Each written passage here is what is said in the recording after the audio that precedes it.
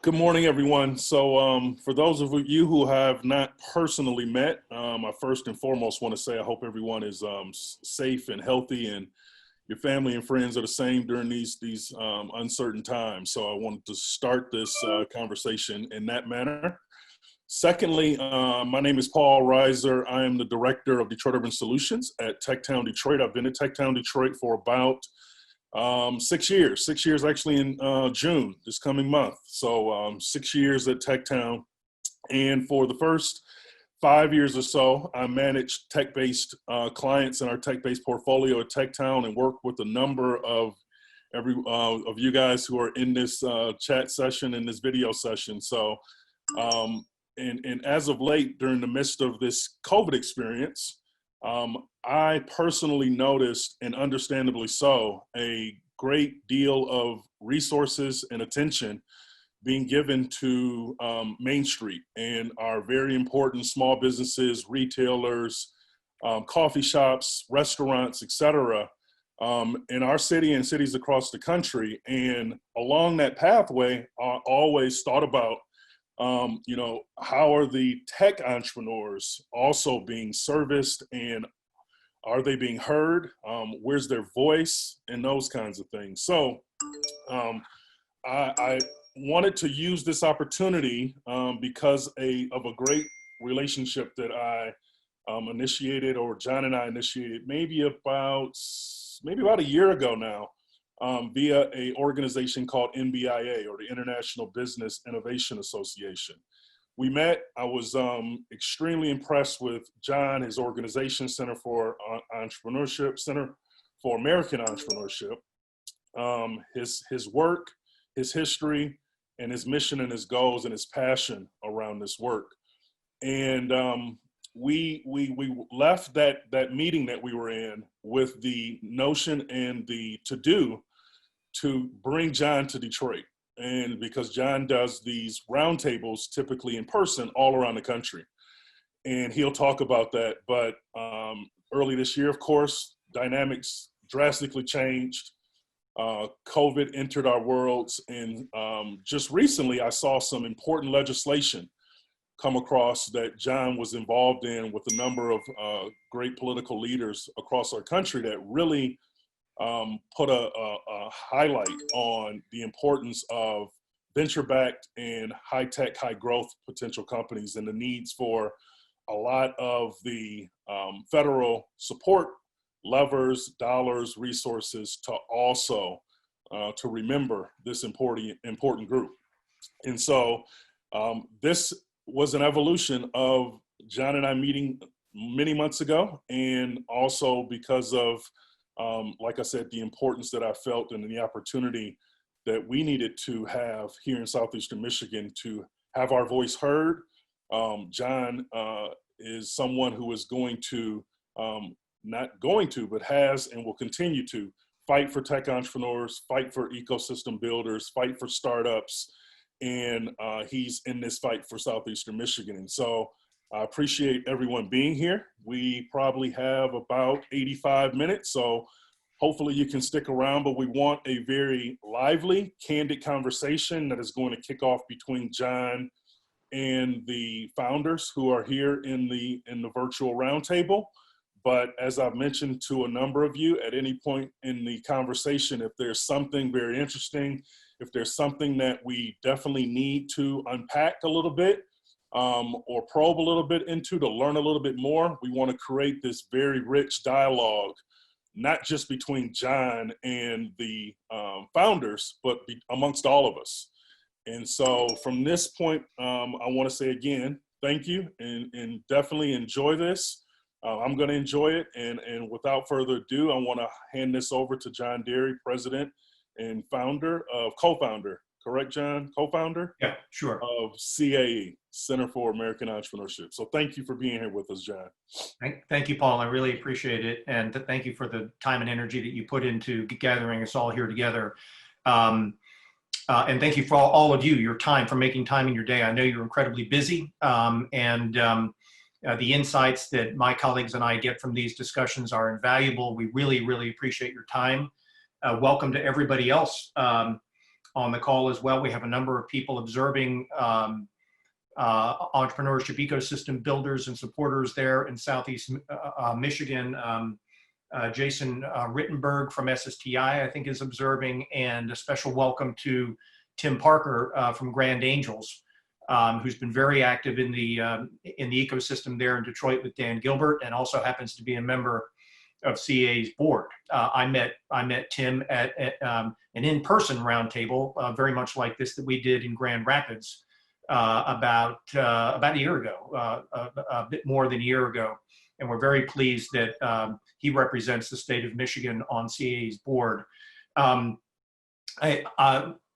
What I'd like to do is break this into 3 sections, essentially. I'll tell you a bit about CAE at the top, just so you have a bit of background as to who we are and what we do and why we conduct these roundtables and what we're after.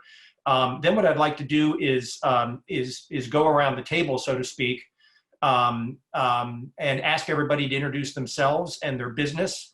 I hope you got the email regarding a bit of homework to do before you got here in terms of thinking about the 2 or 3 major challenges that you've struggled with as an entrepreneur and what policymakers might be able to do about that. And then after we go around the table and everybody's had a chance to weigh in and throw a few issues on the table, I then would love to have a very interactive, sort of chaotic, serendipitous discussion of a number of those issues, sort of drill down a bit more so that we can really understand the issues from your standpoint. So with that by way of roadmap, I'll tell you a bit about CAE. The Center for American Entrepreneurship is a nonpartisan research, policy, and advocacy organization in Washington. We organized and launched in July of 2017, so we've been around about 35 months. And our job is to work with policymakers, primarily in Washington, but also at the state and local level around the country, to improve policy circumstances for entrepreneurs. Why do we do that? 3 reasons. One, as I'm sure you're all are aware, you all and the businesses that you launch are incredibly important to the U.S. economy. There's been a lot of research over the last 10 years to indicate that new businesses, specifically new businesses, are disproportionately responsible for innovation in the economy. The economics behind that is that innovation is the driving force of gains in productivity, which is the driving force of economic growth. So startups, your businesses, and the innovations that you contribute to the economy are immensely important from the standpoint of economic growth. Startups also account for virtually all net new job creation in the economy. So from innovation, economic growth, and job creation, you're the bullseye of sort of where the action is. And thirdly, alarmingly, and very surprisingly, in fact, when I first learned this, I didn't believe it. Startup rates in this country have been declining for 4 decades. And that's happening not only nationally, but research has shown it's happening in all 50 states and across a broad range of industry sectors. So when you understand the importance of startups to economic growth and job creation, that reality in terms of declining startup rates is, as far as we're concerned at CAE, is a national emergency. And in order to turn that decline around and get back to the kind of robust economic conditions that the country needs and deserves, we need to turn that decline in startup rates around. That's why the work that TechTown and you all do in Detroit is so important. And we're of the view that turning that decline around requires changes in public policy also. And so our job is to work with policymakers on improving the policy circumstances for entrepreneurs so that you all can operate in an environment as favorable to your success as possible. That's essentially our mission in a nutshell. That has become incredibly important, of course, recently. You're all aware of the devastation that the COVID crisis has brought economically. Economic growth, the longest economic expansion in U.S. history just ended in March. Economic growth where the economy contracted at an annualized rate of almost 5% in the first quarter. It's estimated that it will contract in the second quarter by as much as 40%, which is a rate of contraction not seen since the Great Depression. As you're also aware, about 36 million Americans have lost their jobs in 2 months. We don't know where the end is, but what we do know is that given the importance of your businesses and the innovations that they contribute to the economy from the standpoint of economic growth and job creation, you all are absolutely critical to the post-COVID economic recovery. And our job as your advocates, if you will, in Washington is to make sure that we're working on the issues that matter the most to you. And that's why we do these roundtables. There's no substitute for staying in close touch with the challenges, priorities, issues that matter to you most than getting the hell out of Washington, D.C. on a regular basis, traveling the country and meeting with people like you face to face and asking you, tell us about the problems that you're encountering and what we might be able to do about them. In the 35 or so months that we've been underway, we've done about, I think this is our 23rd roundtable. So if you do the math, we're out and about every 6 months. I'm sorry, 6 weeks. We did our first virtual roundtable with Tucson area entrepreneurs back at the end of March. And when Paul and I continued to talk about the idea of us coming to Detroit, as disappointing as it is that we can't be there in person, we didn't want that to delay our conversation with you. And so that's the reason why we organized this virtual roundtable. So that's the story on CAE, who we are and what we do and why we do it and why we do these roundtables. Before we move on to sort of doing a loop around the table and having everybody introduce themselves and their business, are there any questions from anyone about anything I just said in terms of who we are and what we're about and why we do these roundtables and our objectives for today? Apparently it made sense. Good, excellent. It's pretty straightforward. So with that, I usually turn to my right when we're in person and ask the person to my right to start and we go around the table. But since we can't do that, this is going to be like law school. I'm going to call on people and I'm going to call on every one of you. So nobody can hide. But again, take about a minute. And I know it's outrageous to ask you to talk about yourself and your business in under a minute. But we do want to give everybody a chance to do this, and we want to save enough time on the other side to really drill down on the issues that you bring to the table. So try to keep your comments to about a minute, but introduce yourself and your business and throw out a couple of the issues that you've wrestled with. And then on the other side of that, I and my colleagues are going to start to go back and ask questions to try to drill down on those issues a bit. And that's how we'll proceed. So could we start with Peter Falzon, if I'm pronouncing the name correctly? You are. Thank you. Hi, Peter. So, yes, I'm Peter Falzon. I'm the CEO of Ripple Science. Ripple Science is a healthcare IT SaaS company. We provide software to research teams to recruit and manage patients in clinical trials. It's a spin out of the University of Michigan. We're currently at 16 employees and $500,000 of recurring revenue, and that the number of employees have doubled in the past year, and wow. The recurring revenue has tripled. So we're just starting on the sort of scale growth phase. And we just completed a seed round of funding and are anticipating being positioned to do a Series A about 12 months from now. Great. And what are a couple of the issues, Peter, that you and your colleagues have wrestled with as you've launched and grown the company? So I relocated back to Michigan. I'm a native from California. I worked in Silicon Valley for about 25 years in the medical device industry.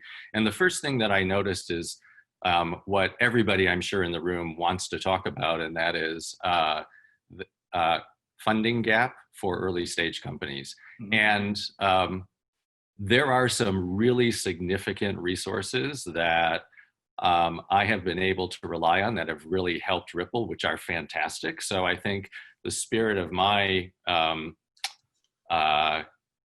request is more we're not doing something, but can we do more mm-hmm. like this? And I would have to say that right, there's state economic development, the MEDC,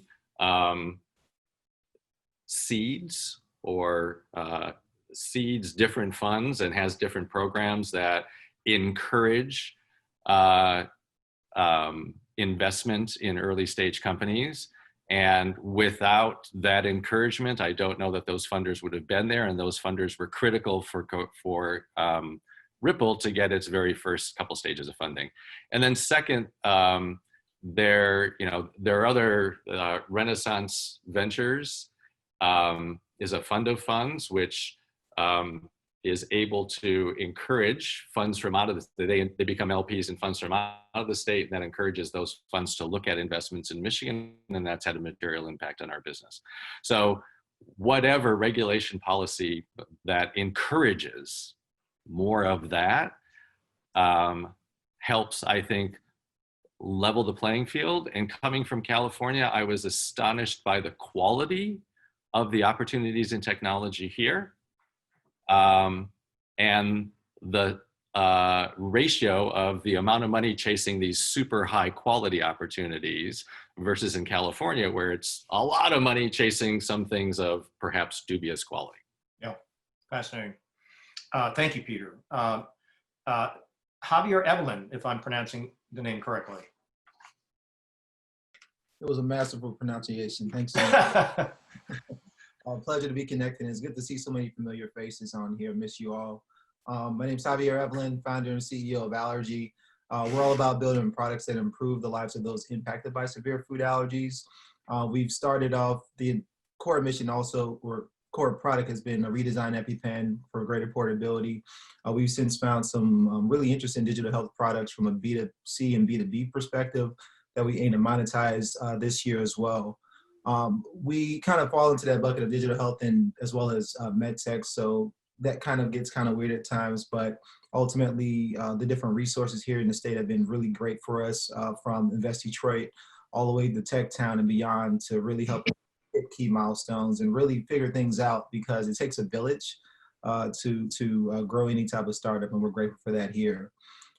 We are a smaller team. We have about, I'll say, 3 full-timers here in the state of Michigan. Definitely benefited from a PPP grant to really make sure that stayed intact. I'm just going to be transparent. That's what we're here for at this point.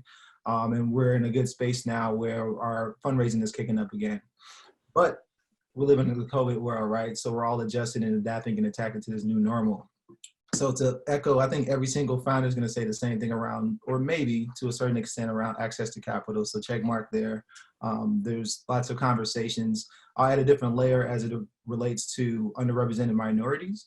Obviously, we know that, you can just Google that and there's a million reports. Double down for women-led startups as well. So we got to make sure we do better than that across the board. But obviously, that's one of the main things, right? But for us, we are a medical device and as well a digital health company, right? So we have a regulatory component. And one thing that the silver lining that I personally have found from this COVID situation that we're in right now is that the FDA is moving a little faster, potentially, right? There's a lot more, they're finding out and figuring out, obviously for the purposes of saving lives, but I'm hopeful that as we start to transition into what's going to be deemed as the new normal, that we take this momentum and can continue to move at some, 8% speed, right? Because there's lots, for what we're doing an epinephrine auto-injector. We're not reinventing the wheel. So it'll be great to see fast track and breakthrough opportunities for companies like us to continue our innovations here. Because we know that it's a longer pathway, we've also, in the last month during COVID, gratefully found an international launch partner just to make sure that we hit the milestones you gotta hit, right? So combination for me, I think it's capital, number one, obviously making sure that folks that typically don't get exposed to those networks. From a D&I perspective, it'd be great to have accountability partners in Washington.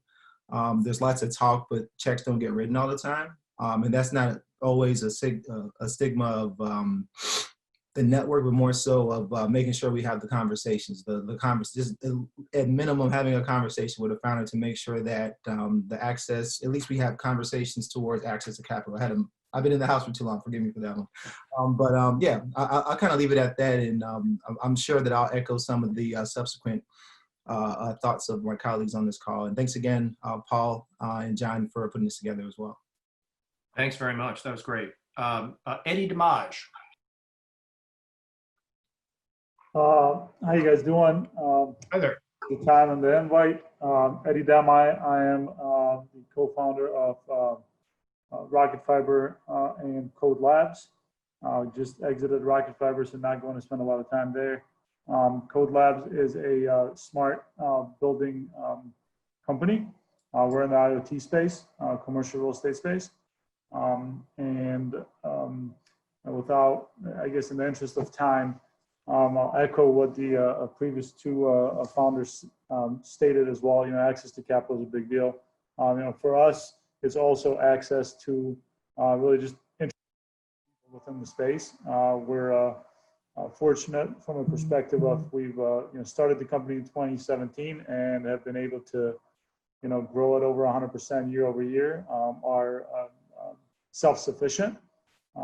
Without, you know, going and raising a bunch of VC money. So we're fortunate there. We're, you know, I guess the help on our end is really just introductions and also anything on the anything that could be done from a government standpoint to make sure that we as a country are staying ahead from automation and, you know, smart building perspective, because, you know, other countries, specifically Western Europe and Japan, you know, their real estate is you know, 10x smarter than our real estate, and any involvement we could have or anything that could be done in and around that obviously, you know, would help our business. Very good. Jason Greer. Yeah, hey guys, thanks for having me today. My business is called CarePRN. We provide a digital marketplace solution for families who are struggling to take care of their loved ones at home, while providing access to supplemental income for CNAs or people who work in home care or nursing homes. So I guess our biggest struggle would be probably, maybe I would call it mentorship, or knowing our missing piece in our business model right now is getting access or getting in front of our target audience on a reliable basis. So finding maybe pre-approved marketing companies or pathways that would allow us to utilize our funds that we have. We've been fortunate enough not to have to take any investment and been able to bootstrap our company to, last year we did $300,000 in revenue. But that still leaves us with a pretty small pot of profit. So it's crucial that we make the right moves so we don't go out of business. So finding, I guess, marketers that can speak specifically to our industry and home care would be really helpful, and not knowing kind of who to go with or where to put our funds leads to analysis paralysis, I guess I would say. The ecosystem here in Detroit has really made our business. My background is in healthcare, so wearing all these different hats of, you know, doing a bankroll, doing marketing, you have to spend a lot of time trying to figure that out. So any classes or help towards speeding that process up would help us make the right decisions. Excellent. Thank you. Christina York. Morning, everyone. Hi, friends. My name is I'm Christina. My company is called Spellbound. We do augmented reality for healthcare. Our purpose is to increase patient cooperation with medical treatment so that hospitals can lower cost of care and improve outcomes. We create software that can provide digital pain management, 3D simulations for patient education, and encourage ambulation or rehabilitative movement to speed along recovery. I'll say that our biggest challenge has been talent recruiting, talent pool, and talent retention. So as an augmented reality company in the Midwest, we're not known for being an epicenter of, you know, 3D technology talent, although there's a lot of people that do work in the auto industry, so we poach a lot.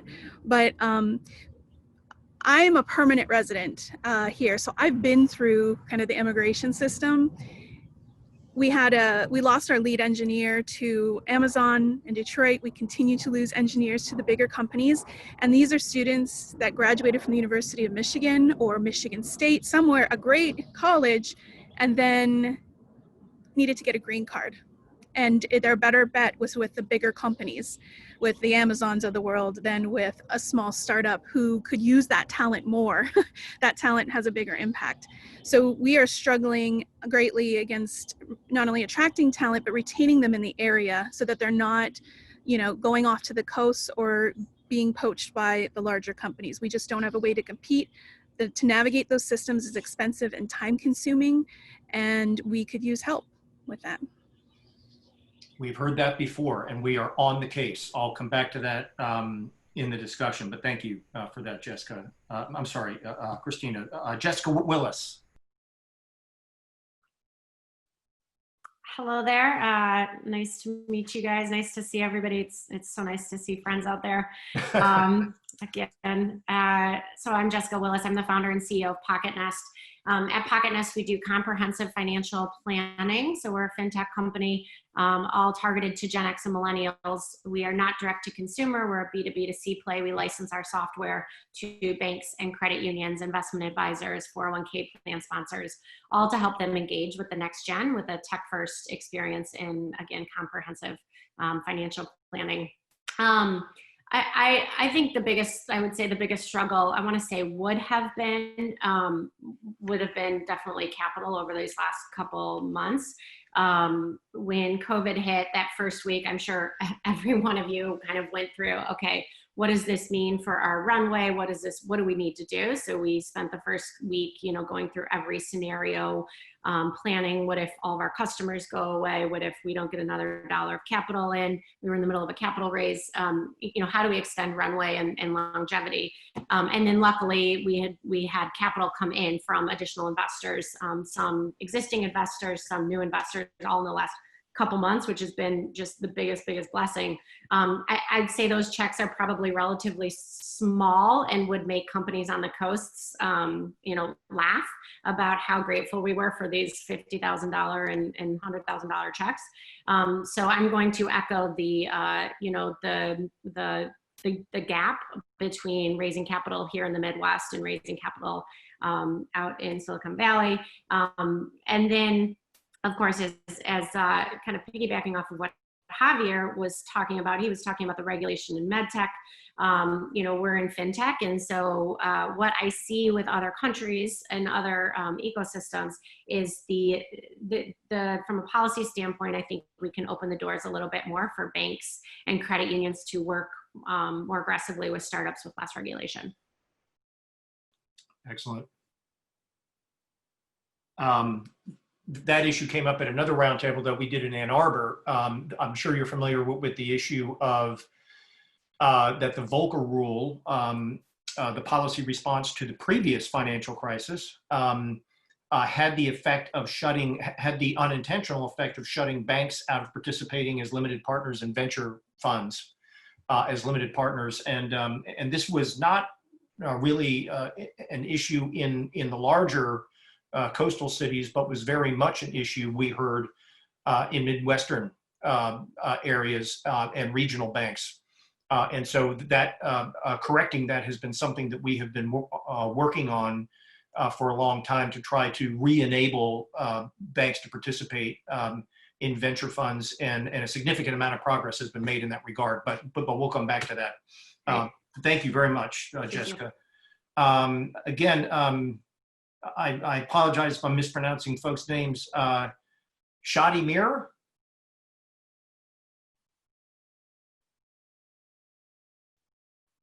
On the call? No? How about? I am on the call. Sorry about that. I was on mute. That's all right. Did I pronounce your name right? Correct. Okay, great. Usually correct. All right. Yeah, my name is Shadi Mir, and I'm the founder and CEO of Pedestrian. I have a long history in the automotive industry. Actually, Ford brought me here about 15 years ago from Nissan. So Pedestrian, we design and develop a system of autonomous delivery robots, and we're currently focusing on healthcare. So our robots can augment medical staff and enhance patient care. Our first robot was being deployed for live trials at Beaumont Hospital prior to a pause because of COVID-19. Our second generation right now that we're actually working on is targeted for the end of probably the third quarter of 20. And it will include the response to the hospital demand that that they asked us about, which would be a totally contactless drop off and pick up features of packages, and it will have an internal cooling instead of fans to prevent circulated air from carrying really viruses, which is pretty unique for what we're doing. So that's kind of in general what we are tackling. Some of the challenges, and and it's kind of interesting to hear the rest of the group kind of talk about that. But I want to kind of highlight something we kind of face even more so from a hardware perspective. So if you look at the investment overall, even before COVID-19, investment in startups that are building complex hardware and software is really challenging for a venture capital firm. Due to the initial capital cost versus a pure software endeavor. Even if you think about it, if you look at startups that are doing hardware and software companies, such as Tesla or Apple, they're kind of the poster child for Silicon Valley. And if you look at companies like Rivian, we actually happen to make our prototypes in the same place that Rivian was making it at. They really prove they have a biggest impact on job creation, infrastructure investment, and even a long value chain of suppliers. So over the long term, companies such as ours, we believe create a high value jobs in robotics, in manufacturing, and infrastructure. And we have an enduring multiplying effect on the state economy. So I think maybe this is where government can really have a valuable role to play and where venture capital might fall short. We certainly have been a beneficiary of a lot of the grants from MEDC, Planet M, as well as even MDOT. So we're very grateful for that. And honestly, if it weren't for some of these grants and funding, we probably would have had a pretty tough time starting with something that's such as a capital investment, intensive capital investment that we needed. Thank you. Excellent. Thank you very much. Mike Mosseri. Mic on? Hey everyone, how's it going? Mike? Yep, Mike Mosheri. What you got to say with a little Italian flair. Yes. Sorry about that. Exactly. It doesn't count if you do that. Don't do that. Anyways, I'm Mike Mosheri. I'm the founder and CEO of Maker OS. We are a software as a service platform that services additive manufacturing and other advanced manufacturers by providing business management solutions. So we have intellectual property around 3D file analysis for projecting manufacturing costs and production runs, along with a fully consolidated project management and CRM system. So it's really the first software of its kind that bridges the gap between sales and engineering in the advanced manufacturing world. And we have clients all around the country, primarily, looking within the Rust Belt, California, New York, where you traditionally find manufacturing communities, but we're finding a lot of other folks out there that are kind of spurring outside of these traditional centers of manufacturing because of what 3D printing offers. Is you need less capital in order to get a company started. But we service companies that are 50 employees or less. That's kind of our sweet spot. And the clients that our clients serve are really kind of at the epicenter of what I believe American innovation in manufacturing. Where if you think about it, look around the room that you're in right now, most of the products that you're touching, that you're interacting with right now, my headset, your computer, your phone, everything has been prototyped, manufactured, engineered, and has probably been touched by one or a few of the clients that we serve in the United States. So for example, one of our high profile clients out of Irvine, California, they're called Vision Miner, and they produce prototypes for NASA and JPL with high temperature polymers that go into satellites, into other aerospace projects. But with our software, they're able to manage the intake of projects, the management of the payments, the quoting, their inventory, and everything else in between. And to kind of put this into perspective of what this can kind of mean, not just for the US, but in kind of a macro sense of what's on the tip of everybody's tongue, coming with COVID, has been the thing that's been happening in the news is PPE being provided by 3D printing manufacturers. And all of our clients, every single one of them has been involved in that, producing over 100,000 units weekly of different face shields, non-hand contact door openers. So you can kind of really see a really quick turnaround and how that community reacts to the production of new products. But also, even beyond that, what's happening is very obvious, is the onshoring of new products being manufactured in the US. It could be argued that was happening already, but what we're seeing within our network of manufacturers using our software is that a lot of US-based companies are starting to bring their prototyping back to the US, back to our companies. Although it is volatile, depending on what the local manufacturing community produces, and what their supply chains are like, it could either be dramatically higher in the requests for prototyping or dramatically lower if it's more consumer-based type of products. But I will say, I know Paul Reiser from TechTown. We started out of TechTown back in 2014, and I moved back from Chicago to start my company there, to build Maker OS. And the draw was the community and the ability to bring the university and the state together and to bring the expertise and really the talent there to start our company.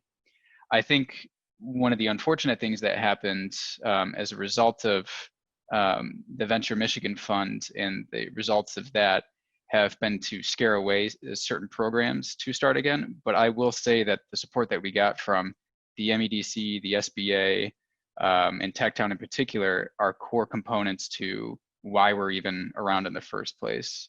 But unfortunately, we did have to move our company to New York for venture financing and for some of the talent gaps that were mentioned earlier in the software development in the 3D space, because it was hard to find them, and most of those people in the talent pool were, at a larger company. They were getting better benefits than they could get from a startup, et cetera. But I think it's great to have this conversation. One, for me, to provide a little context of software startup. We came out of Detroit. We left for certain reasons that can be addressed, hopefully with new legislation that could be passed. And in my opinion, there needs to be guarantees to this state or to these funds that money will remain there and not diverted to other projects if money is committed, which could be a critique of the past programs. But that's us in a nutshell, a little bit of my opinion on certain things. But I think that together we can kind of find a solution, and especially addressing software in the manufacturing sector, because there's really big opportunities there that we're seeing. Excellent. Thank you, Mike. And I want to come back to the idea of the need to move, because that's the motivation for a piece of legislation that we have been working for more than a year on, that Paul referred to at the beginning. I'll come back to that at the end, but eager to hear your thoughts or to ask you more about that. Braden Robison. Well done. Thanks for having me. Appreciate it. My name is Braden. I am the COO at Seraph Biosciences. We're in the diagnostic space, so we're in a good space right now. And actually, our goal is to bring a rapid diagnostic to the point of care. So we focus on infectious disease and bacterial infection. So we're in a good space, but we're in a noisy space right now. And it can be its own set of challenges. In terms of our stage, we had just kicked off a Series C in March, so timing is everything. It was actually going to be a $25 million round with KPMG. In a period of about 3 weeks, we were able to get 7 strategic companies under NDA, and then a lot has dried up pretty quick. So that's, it's very specific to COVID, but it certainly has been a big challenge for us in terms of the timing. We've been very blessed in that we've been able to put together a convertible quickly. We've got that filled almost 80% in 3 or 4 weeks, really largely based on the progress that we had going into the COVID. But right sizing that convertible right now is pretty tough, right? Do we need to be able to get through August, or do we need to be able to get through, the second quarter of next year? Mm-hmm. So a lot of the things we're thinking about In terms of stage of the company, we were scheduled to double our headcount this year and triple it next with the use of those funds. So, echoing a lot of what you introduced the discussion with in terms of what small business can do. Challenges, same things, right? Check boxes in both funding and talent. I want to color both of them with a little bit that's specific to us. I've seen a lot of grant funding roll out, right? A lot of stuff through NIH and BARDA, et cetera, that is specific to the med device and diagnostic. A lot of those can be tempting to pivot your strategy, though, in order to put a little bit of a square peg in a round hole. A bias of mine would be to see those more organized around equity investment.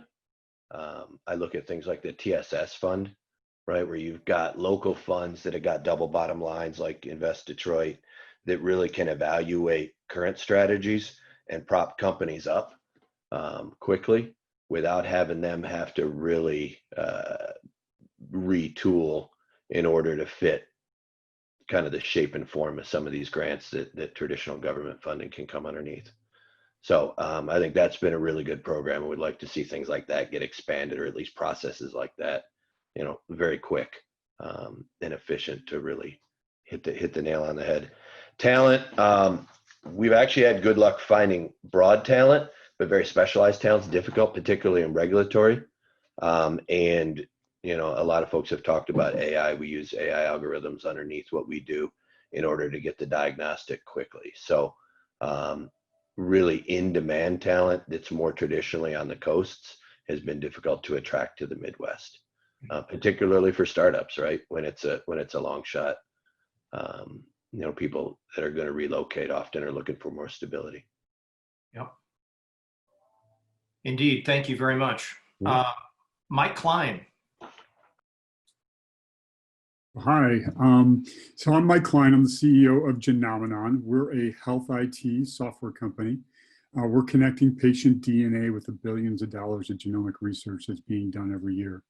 We're doing that to two ends. One is we work with half of our customer base is genetic testing labs and helping them diagnose and make treatment decisions for cancer patients, for patients with neurodegenerative diseases, rare diseases, genetic diseases.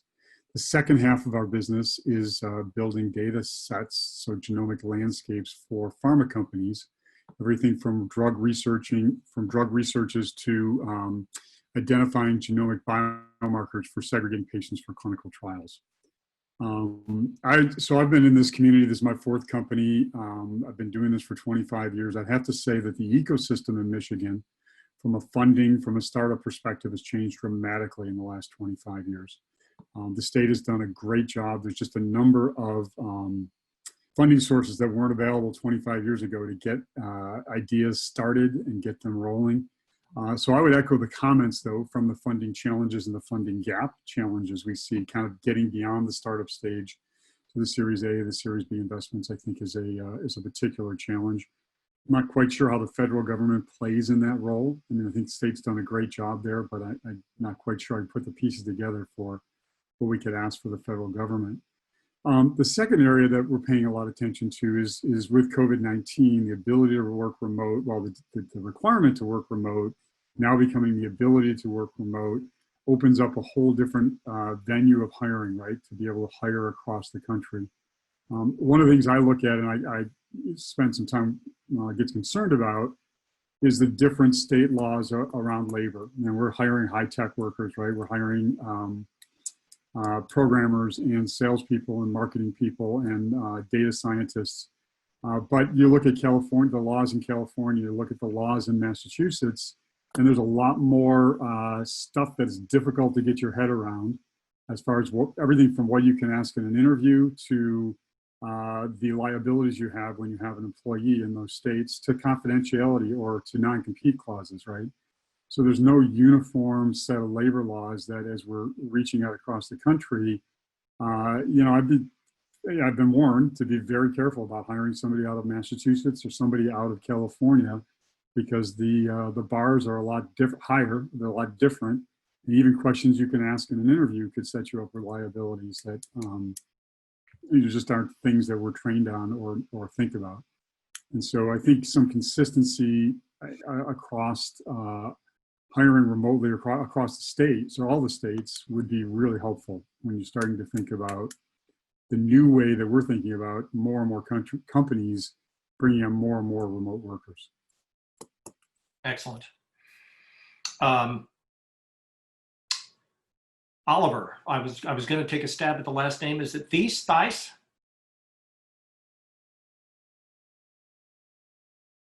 Is Oliver on mute or is he not around? Okay, I will move on to Danny Ellis. Hey, good morning. Can you guys hear me? Yes, we can. All right, perfect. Yeah, thanks for having me. I'm the CEO and co-founder of SkySpecs. We are automating operations and maintenance of wind farms with robotics to try to make wind energy the most affordable form of electricity. Launched the company in 2012, where it went commercial in 2017. We're now up to 76 full-time employees working in 23 countries. And so our experience with COVID has been surprisingly the opposite, and we're super fortunate for that. We picked the wind industry years ago, not intentionally planning for a pandemic, but are very fortunate to be in a critical infrastructure industry, in one that is largely remote. So our field operators that are working are in single team crews. So they are perfectly socially distanced, and that has been very good for us. We're also super fortunate on timing that we closed our Series C in December. And had that been pushed 3 months, we'd be in a very different situation. So I feel for everyone trying to fundraise now. Sometimes timing is just luck, and we were definitely on the fortunate side of that. So that's been really good. Not to say we aren't going to see hurdles with this, like everybody else, and the overall landscape is changing. But I will say I will echo a couple of the points that have already been made. The one that we face, maybe not the most, but we definitely face it, is on the work visas with our international employees. We have a few that we sponsor their visas, and yet it's still super uncertain whether or not we will keep them in a year or two when they're back up for renewal, and that's a big uncertain time for us. But the other one that we're looking at, once again, trying to look for some silver lining in the pandemic, is renewable energy is expected to go through kind of a boom if, I would say, politicians don't get in the way. And this is not COVID related specifically, but what's super interesting is we are seeing a bigger need for energy independence now, especially from an international perspective. Is the more we can power ourselves, the better off we'll be in these kind of situations. And we're also seeing that, by stopping travel and stopping a lot of industrial production, the world is already starting to see an impact on that, somewhat proving climate change. And I would say probably in the circles here, no one here is going to say, hey, climate change isn't real. We should stop fighting it. But unfortunately, that is still very much the argument in every political circle across the world. And so trying to figure out how we can entice energy independence and help people invest in renewables, either at a company or an individual level. We see a lot of barriers there where companies want to be buying into renewable energy. They want to be a cleaner organization as a whole, but there are barriers to investing in that. You can't just go buy a wind turbine if you wanted one, or buy a solar. Well, you could buy a solar panel for your own building, but you couldn't invest in massive scale solar, not as an individual. You need a lot of capital to back that. So looking at things like that, I think we can all take this moment of, I guess what I heard someone calling yesterday is the Great Reset, as a time to rethink how we are powering our world, and how individual companies are contributing to that, and figuring out how we can affect policy to give people more of an opportunity there. Excellent, thank you. Sergio Rodriguez.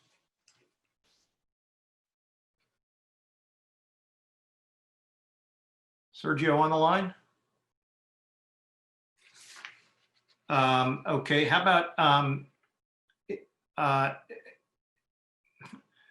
gave me all kinds of name challenges, but I love the names. I'm just bad at saying them. Etreat Demay? Yeah, Etreat Demay. That was close. Okay, it was close enough. You were like all my substitute teachers in school. Excellent. I'm Etreat Demay. I'm one of the co-founders of Code Labs. Eddie already spoke about Code Labs. Oh, okay. So I want to make it very short and quick. Just some of the things that we're excited to be on this call for. We are refugees from Kosovo, so we some of the things that matter to our company, because we have two locations, two offices, one in Kosovo and one here, is diversity, a little bit on the international business side too, as well as just legislations that have to do with funding for startups, and the startups maybe that are in a little bit any kind of funding that has to do with government and startups, and that's something that we're getting a little bit more gaining a little bit more knowledge of. Thank you very much. Yeah. And I did recognize the last name, and I figured it was your brother who I was talking to earlier. Tanya Osby.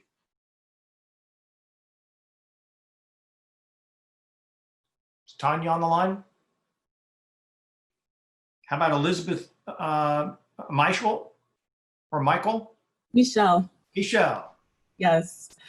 Awesome. It's so great to see everyone. My name is Elisabeth Michel, and I am the CEO and a co-founder of Canopy. At Canopy, over the past 3 years, we've focused on building digital tools to help people talk about, make, and share their end-of-life healthcare decisions. So essentially using software to understand what end-of-life healthcare decisions exist, and then building their documentation electronically. I also currently work at the University of Michigan as a program director for a graduate summer internship, undergraduate summer internship program. So on Canopy's end, our team has been pretty strong and mighty. So 3 co-founders, and over the past years, we've had different people work with us on a contractual basis or volunteer basis. My experiences reflect a lot of the things that some people have said already, particularly underlining funding and underlining diversity, equity, and inclusion. When I underline funding, however, I think there's a distinction in early stage, but early stage. A lot of times we've experienced that the definition of early stage for funding here was more advanced than where our company was. So I think it's really important to think about companies that are earlier and are still in the space of really gaining traction. In terms of talent, one of the things that connects with diversity, equity, and inclusion is thinking about really talented people that come from under-resourced backgrounds. So folks who would be great in a startup, they are making decisions between a full-time job because they have to take care of family or navigate things outside of their employee startup life. So if we're wanting to recruit and retain people from a variety of backgrounds, just giving somebody equity won't always, it just won't always be successful. And so if somebody's working full-time and they're navigating a startup, that's gonna impact the speed at which that startup can move. Mm-hmm. That's something that we've navigated. This also connects with just younger founders in general who are like, well, I gotta, make a life for myself. I don't know if I could go off and do a startup and not make any money. So I also want to highlight, we've definitely been grateful for the resources that we've been able to take advantage of in the Ann Arbor region, in Detroit as well.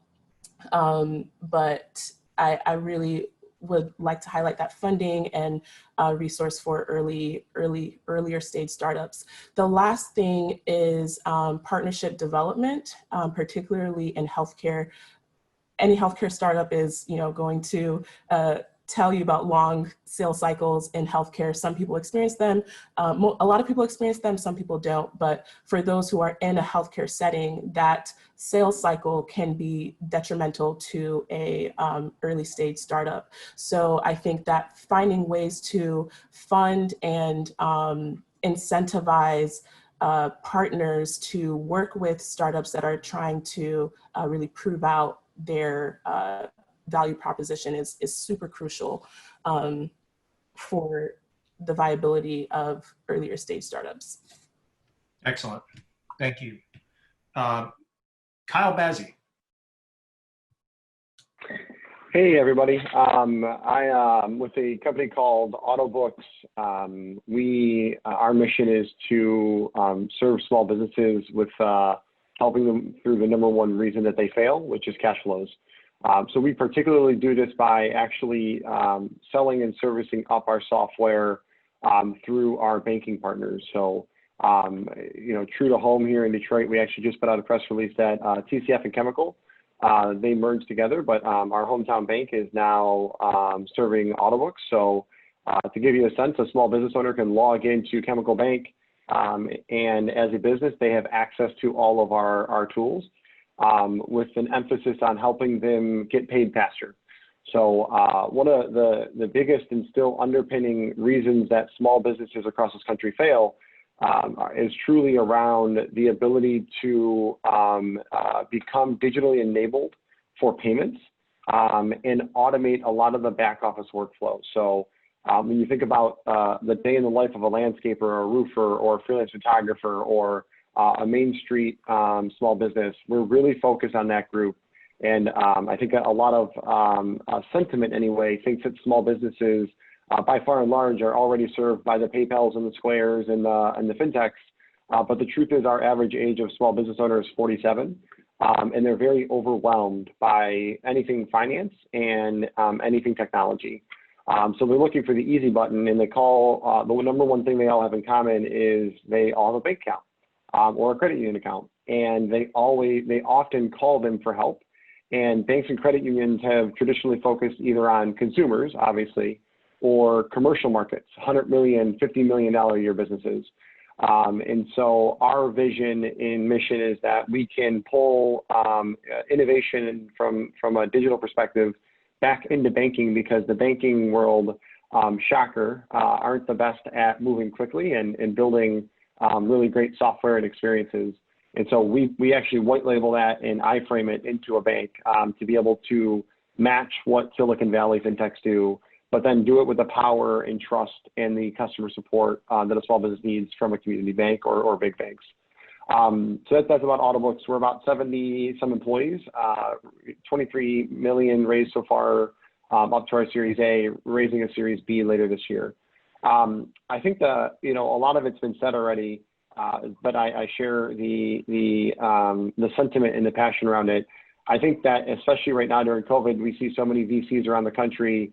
They have pulled back and are looking at their current portfolio and trying to fund that, which makes sense from an investor perspective because they're trying to protect their current investments rather than put new capital at risk necessarily.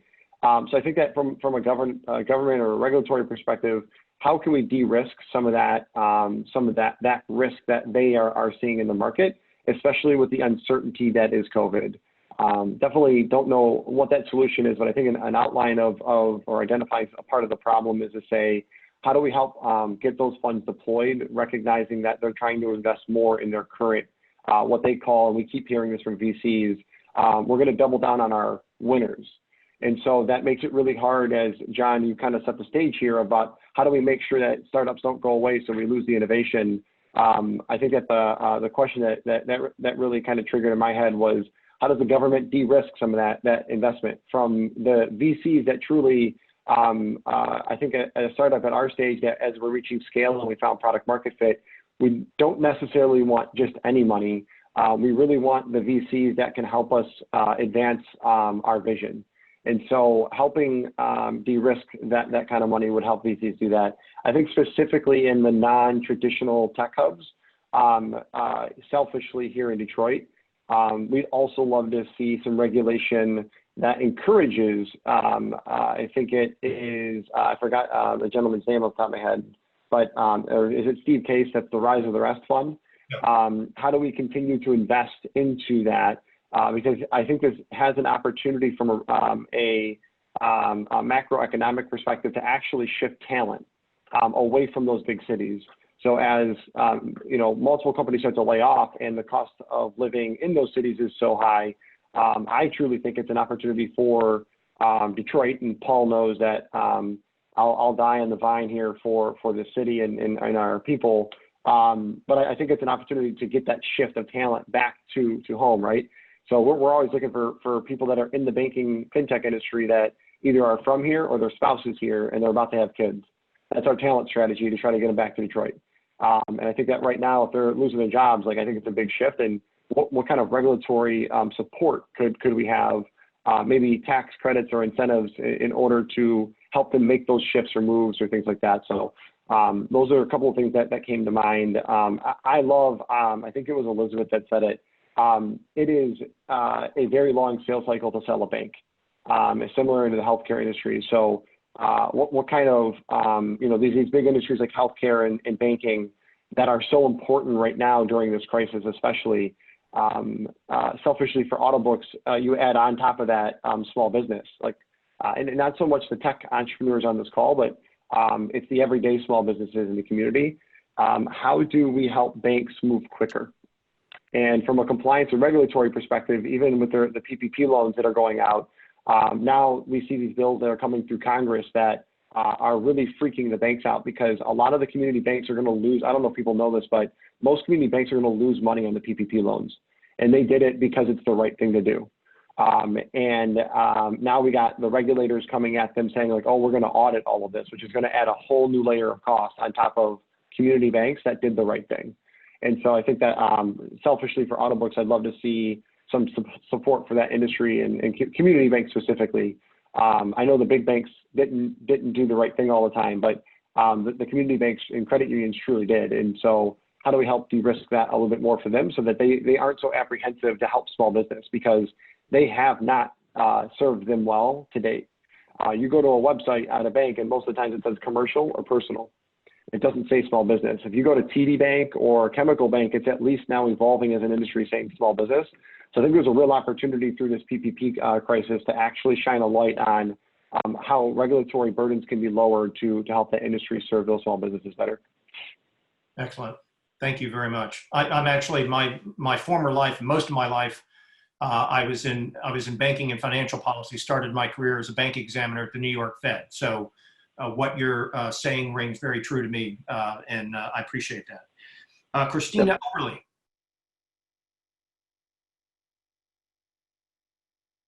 Is Christina, there she is.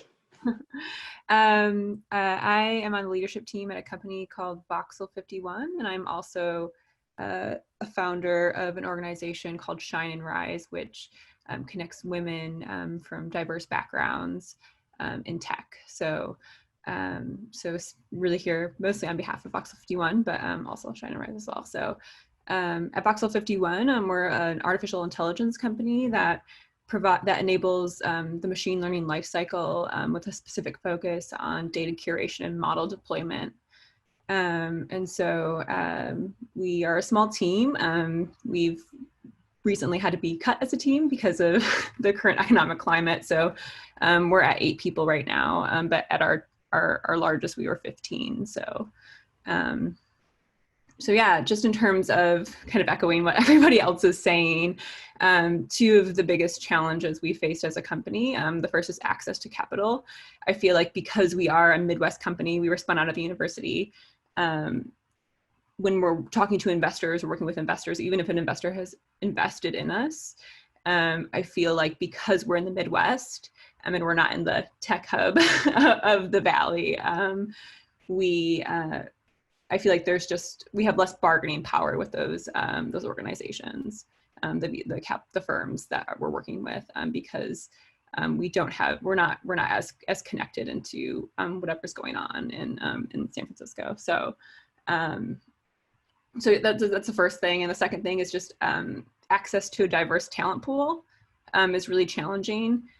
We do get people coming in from the university, straight from the university into our company, but we really, because our expertise is in artificial intelligence, we really need people who have expertise in computer vision.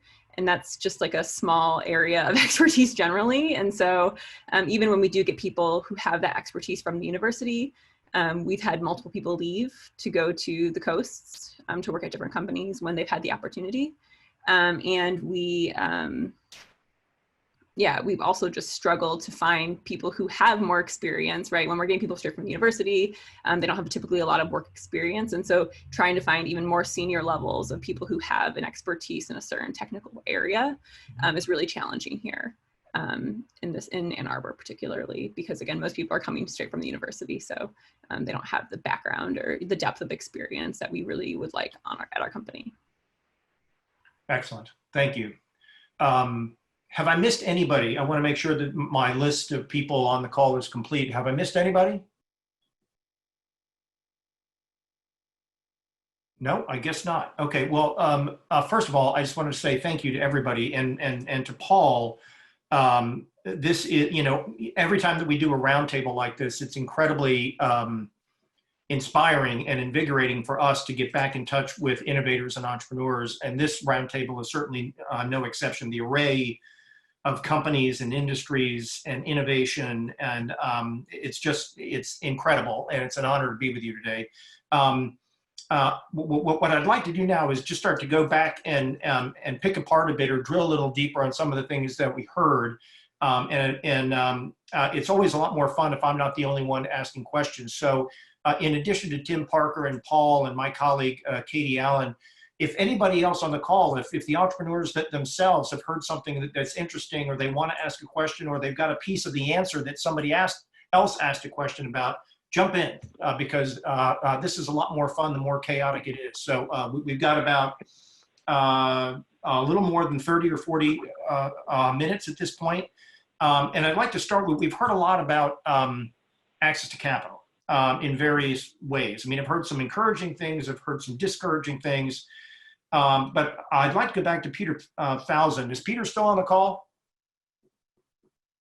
I am, yes. Hey, Peter, I want to start with you because you've got the perspective, as I recall, of having spent 20 years in Silicon Valley or thereabouts, and then returning back to Detroit. And you said some very encouraging things about that you were impressed when you came back about how rich the capital aspect of the ecosystem was there, and yet I think you did also reference that there were still gaps. And I was just curious if you would unpack that a little bit more. What was the capital scene like in Detroit before you left? How would you compare it to what it is now? And where's the work to be done? Part of the reason I'm asking this is we've got Tim Parker, as I mentioned, on the line, who is an angel investor and a real leader in the capital aspects of the Michigan ecosystem, and I'm sure he would be very interested in your take as well. Sure. I can't really speak to what the capital structure system was in Michigan before I left, because I graduated from the University of Michigan and then, went straight out. Yeah. So I don't have a reference point. I will say that, again, what I found, I was spending more time in Michigan, not looking for a company to run or a project to invest in. I was spending more time in Michigan for family reasons. My parents are in their 80s, and I was in the executive program at Ross, which gave me an opportunity to, like clockwork, be in Michigan 1 week a month. While here, for those visits, I got connected to the Venture Center at the university. Actually, I first got connected to Wayne State University and did a project for them around tech transfer and innovation. And then I got connected with the University of Michigan Tech Transfer Office. And I was so impressed by the amount of technologies that were bubbling up and being available for commercialization at both of these amazing schools. Mm-hmm. And as I started working as a mentor in residence and getting involved with the life science portfolio companies, it just struck me that, I look at the same opportunities out in California, whether I'm running a medical device company, I'm looking for something, new technology to acquire, or I'm working with a group of investors and we're interested in investing in something that's got a mission aligned with what we want to do. There's, I'd say the competition amongst us for those opportunities is fierce. And the opportunities, granted, there's a rich set of technologies that are coming out of Stanford and UCSF and UC San Diego and others out there, but it's comparable. The volume and quality of the technologies bubbling up out of these research centers is comparable to those.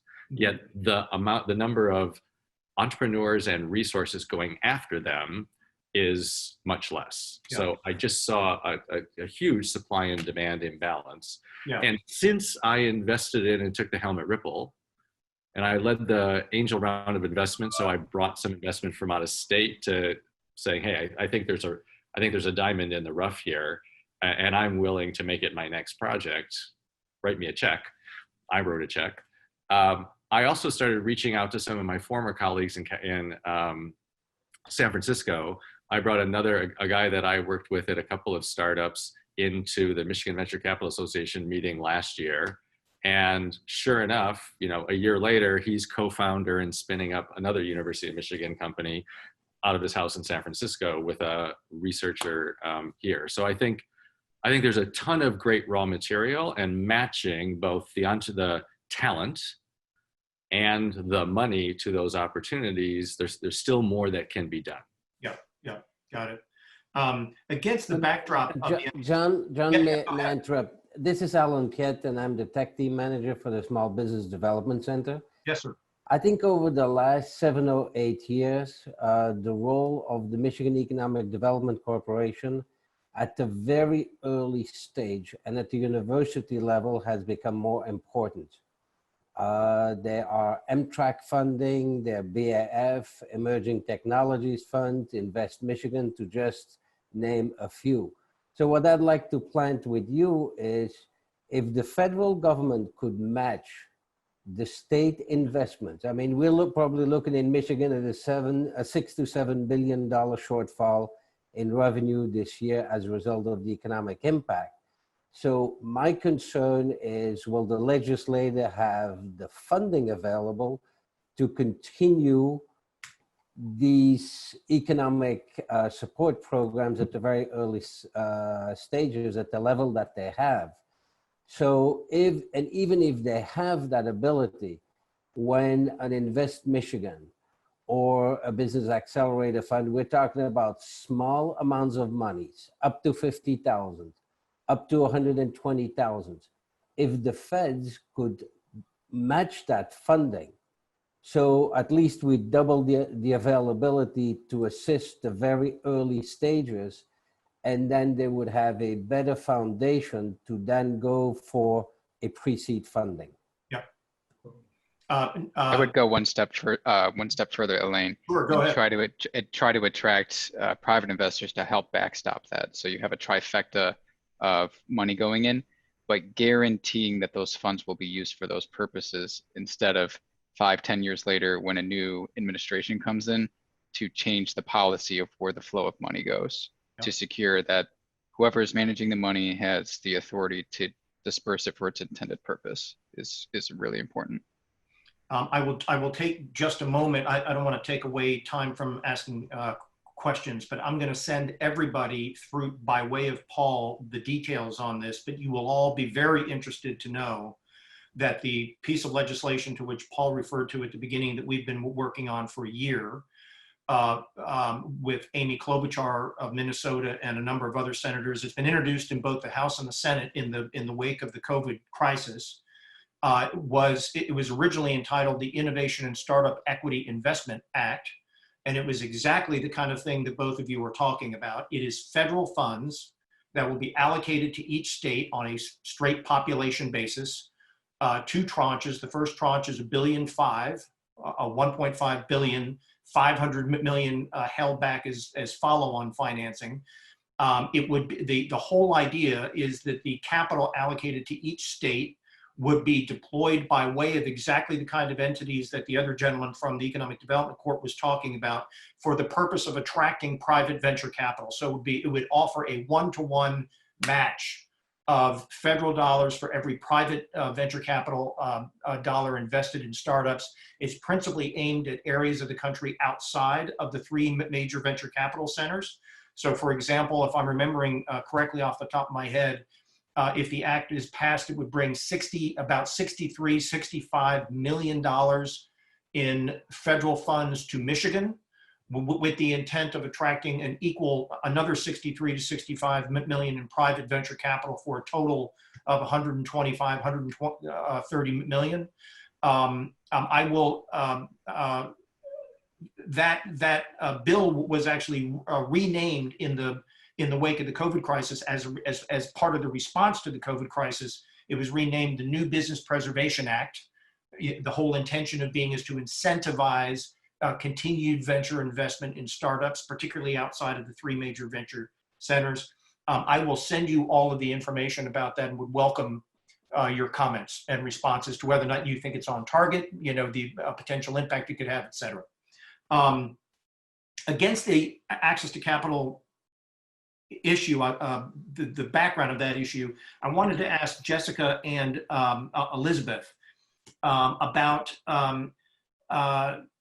the whole point of these conversations is to really get candid impact or input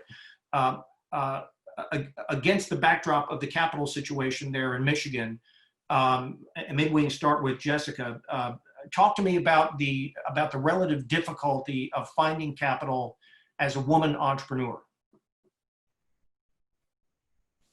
That's a deep question to answer.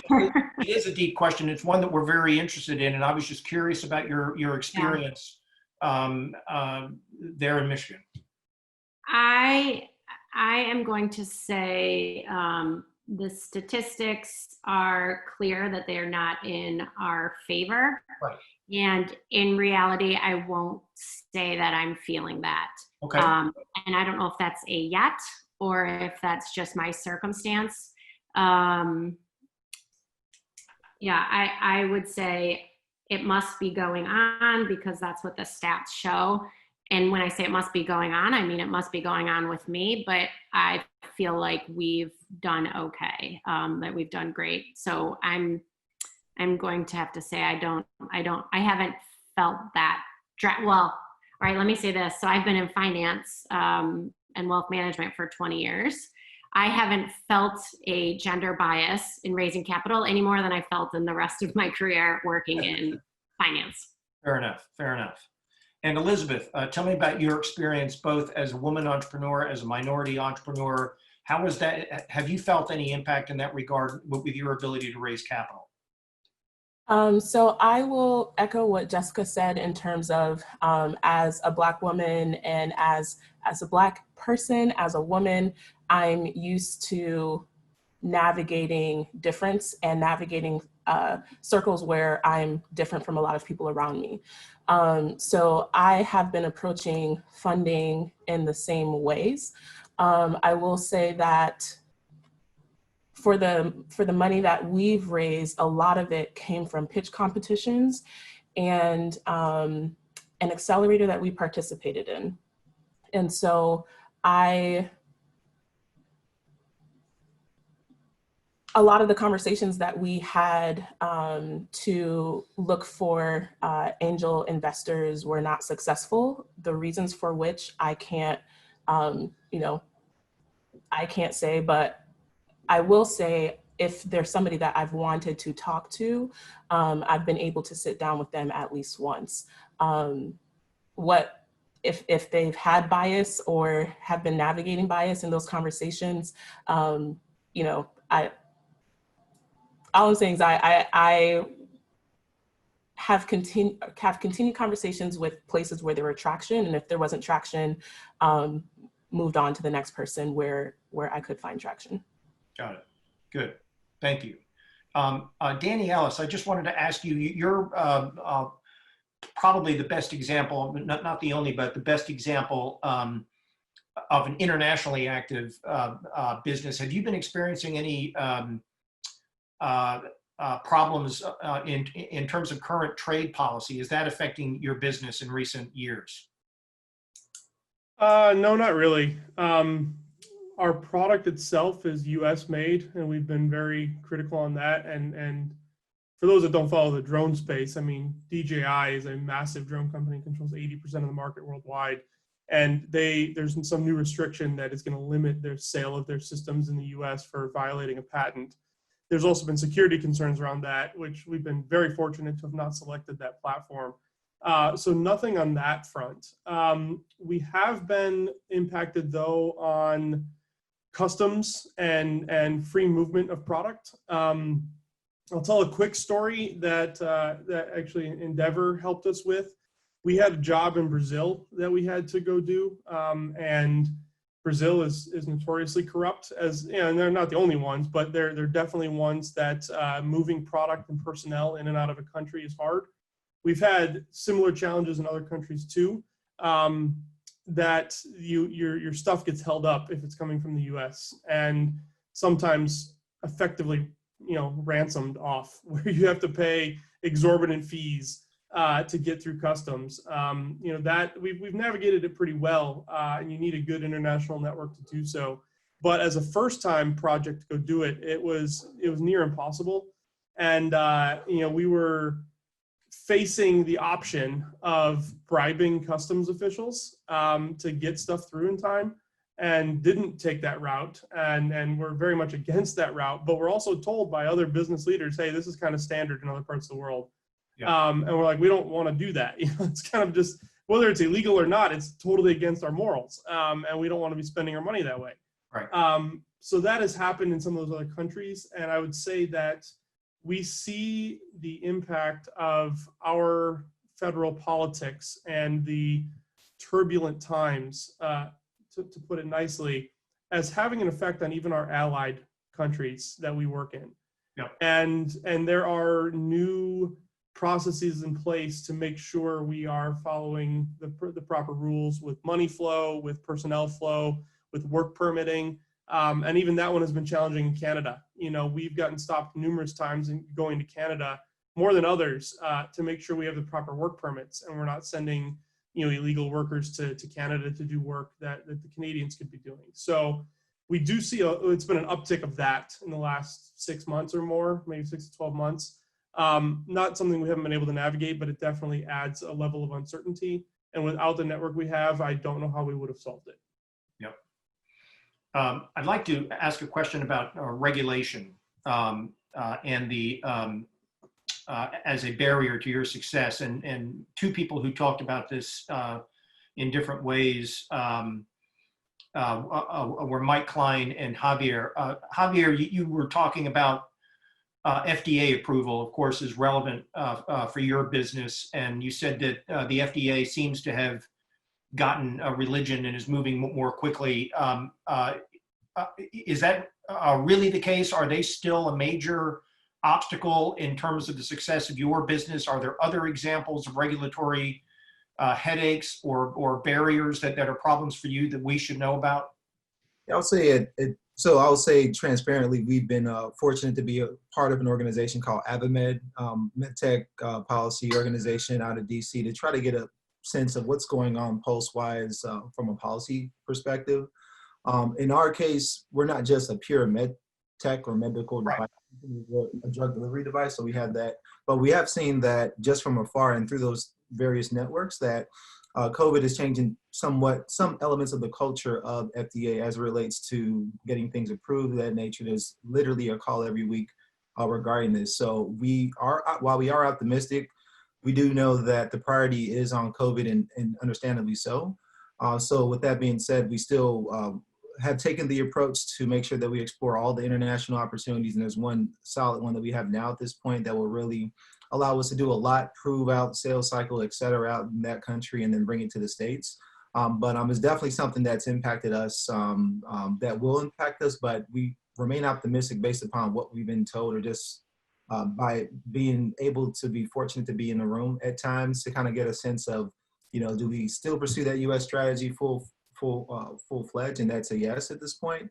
But there may be some, the sense I'm getting right now is that it may pick up a little bit, but again, we still have some time towards that. Our FDA submission is this year to Q1 of next year at this point. So we're going to go deeper into that.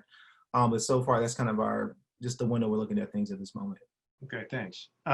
Mike, you talked about primarily in the context of regulation, employment regs and what a headache these are. And you mentioned a number of things, and I was trying to jot them down quick. I got down non-competes. Can you run through the various categories of employment-related regs that you mentioned that are problematic, that there's inconsistencies across the states? You talked about California and Massachusetts, that if there was greater consistency across the states, it would be easier to hire folks, outside of the area.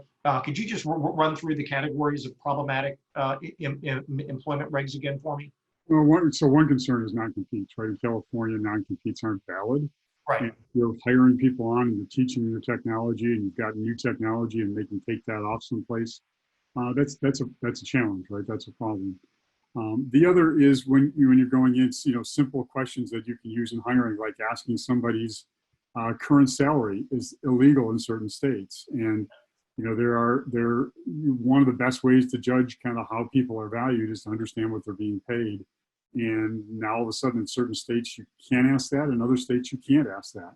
And so those are just some of the pieces that are there. There are other regulations that we've just brought on and went with a professional employment organization to do kind of all of our hiring, our PEO work, so we can spread across different states. But it does look like it's a myriad of different rules that is really confusing when you're trying to get your head as a small business, right? We've got 16, 17 employees. How do you know you're not going to step on a landmine? It's just challenging as you're talking to different people in different states. When you talked about non-competes and as being a problem, are you talking about the non-competes being a problem, or people being able to leave a firm with, technology or IP as being the problem? Is the non-compete thing a problem? So here in Michigan, you have non-competes, and non-competes are enforceable. When you go into California, they're not. So it's pretty easy for somebody else to spin up a business and compete directly with you, or go to a competitor, and you can't take all, we're in an intellectual property business. So it's pretty hard to forget everything you've learned in one business, go to a competitor without time passing. Yeah, so would you be in favor of non-compete reform? For example, you mentioned non-competes are non-enforceable in California. Do you think that's the right policy, or are non-competes a good barrier to people, picking up and leaving and going somewhere else? I think non-competes are a good barrier, especially for small companies that are setting up. You're building your intellectual property, you're building up your network, the knowledge of what you bring to the market. So I'm pro non-compete agreements. Got it. Shadi, is Shadi still on the line? Yes, I am. Hey, how are you? I was intrigued by your comment about your type of business, as a manufacturing hardware business. First of all, the value of that, the very deep value of that in terms of supply lines, et cetera, but that it can present difficulties for venture capitalists, relative to other non-upfront expense type of companies like software, et cetera. Have you had any experience? Have you applied for? Do you have any experience with SBIR grants? Yeah, we actually got lucky with that, so we were pretty fortunate to get some of that. That's why I'm really excited about the bill that you're talking about, because it does address some of these issues that we're finding. And it's kind of funny, if you think about it, a lot of the companies that are very successful. That's why I mentioned Rivian has been having a big impact on this economy. And if you think about them, as I kind of like to use them as a pretty good example, they've been like 10 years trying to develop this very difficult hardware, and especially breaking into the automotive. But once they're succeeded, they had a really big impact. So definitely there's a gap that we're seeing in a VC funding or willingness to risk, especially initial capital, especially in seed funding for companies like ours that are taking on hardware as well as software at the same time, which is really not an easy challenge. Yeah. Braden, I wanted to come back to you real quick, and also Kyle, you both said something about VCs either pulling back, or I think, as Kyle put it, focusing on their winners. Tell me more about your experience or what you're hearing post-COVID in terms of the willingness of VCs to stay invested. Are they pulling back? Are they requesting or demanding changes to term sheets? Tell me about what you're experiencing in terms of the posture of VCs or angels in the area that you've either experienced or you've heard about. Is Braden still online? Yeah, I was on mute. Sorry. We've actually had reasonable luck with VCs during this time. We're finding in talking to them that they can't invest across funds. So the statement, I agree, they're keeping some powder dry, but they can't invest between funds in existing companies. So when we've talked to venture groups that have new funds or early funds with a long runway, I think they've got a pretty good view of the world. Mm-hmm. I do think, again, speaking candidly, they're being more aggressive on pre-money because capital's expensive right now. So I do think it's having an impact, but I've not seen them fall off in investing. Where we've had more problems is with strategic investors, not pure venture. So we are looking at J&J and talking to Roche and companies like this that have venture arms. They're trying to figure out, are they laying off people? What funds do they need for next year? And trying to strike that balance versus making long bets. And that we really have seen slow down significantly just until there's some stability. Yeah. That's the bigger impact that we're seeing is these corporate venture arms have all but pulled up stakes and are saying, call us in 6 or 9 months. Yeah. We're really excited about what you're doing, but we gotta take care of our people and what's at home before we start thinking about the long play. Yeah. Can I add something there real quick? Yeah. I think it's a great opportunity for the Midwest and Michiganders in raising money. We've complained for years that the coasts have always taken a large chunk of the investment and laughed at the valuations that have been out there and said, like, how is that possible pre-revenue? How is that possible in that market size? And the investors I've spoken to, both the ones that we recently raised from and the others that I've kept in touch, are changing their strategy and looking at profitability and when are you going to reach the break-even point. And I've found, especially with a lot of you on the call, the people that in the Midwest like to build true value and not build phantom value for the sake of an exit. And I think that is going to reset the funding landscape a little bit for us. My experience, especially in the growth stage, which I completely agree, I've been through the early stage, it's extremely challenging. My Series C was easier to raise than my seed. And I found there's a lot of money in the growth stage, but not so much in the high valuation growth stage. They're really looking for profitability metrics and not just user base. So I think there's an opportunity here for people in the Midwest to take advantage of that, mindset shift. Yep. Well, look, I have, this has been enormously important, as is always the case. I could go on and on for another, couple of hours, but I want to be respectful of everybody's time, and we've begun to lose people. Thank you all very, very much, sincerely, for your time, your candor, your insights are incredibly invaluable to us. As we constantly check and reevaluate how we ought to be focused here. I've got a number of follow-up ideas with a number of you, so I'll be in touch by email, a couple of things I'd like to ask folks. But in general, and I'll also send around by way of Paul the information on the New Business Preservation Act to all of you, and be very, very interested in any reaction to it as to whether or not you think we're on target. But in general, please stay in touch with us. I would like to add your emails to our email list, just to keep you apprised of things that are going on, if that's all right. Follow us on Twitter. Our handle is startupsusa.org. A great way to stay in touch with what's going on with regard to PPP, the policy response to COVID, et cetera, et cetera. And we promise that we'll be out there in person before too long when it's safe to do so. We look forward to meeting you all in person. And with that, Paul, thanks a million. I'll pitch it back to you. Thank you, John. Thank you, everyone here still in the video session. That was amazing. I think I was glued, and it was just great information, great knowledge sharing, great information even exchanged in the chat. Thank you for the time again, John, and your team, and those who were able to join us. Thank all the innovators, the ecosystem builders as well. I know many had to jump off at the 12 o'clock. Everybody's at 125% capacity now, post-COVID or during COVID. So I know that time is constrained and valuable. So thank you guys for being here. This won't be the last of this, but I think that the input and the voice that you guys shared was extremely valuable. So thank each and every one of you. And let's do it again. Thank you, Paul. Thanks, everyone. Thank you. Have a Bye-bye. great day.